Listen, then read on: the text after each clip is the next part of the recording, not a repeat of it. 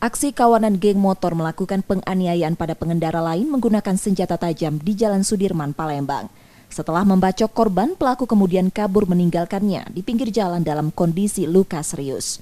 Dari rekaman CCTV ini, satu tersangka berinisial PP, 16 tahun diringkus unit Ranmor Polrestabes Palembang. Dari tangan tersangka, polisi menyita sepeda motor yang digunakan saat melakukan aksinya. Menurut polisi, motif penganiayaan karena tersangka marah, ditantang sekelompok orang dan melampiaskannya pada orang lain. Alhamdulillah berhasil kami ungkap, dan untuk tersangka sendiri bisa kita lapis perkaranya 365, percobaan 365, 351 sudah jelas pasti kena karena memang korban mengalami luka, dan untuk pengembangan lebih lanjut kita akan mencari teman-temannya yang belum kami amankan. Modusnya seperti apa? Kalau dia bilang modusnya hanya dendam tapi nggak jelas nih dendamnya, dendam terhadap si A korban betul atau orang lain, tapi ini mereka banyakan.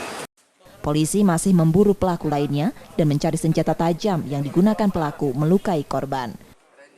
Yudi Kiswanto, Kompas TV, Palembang.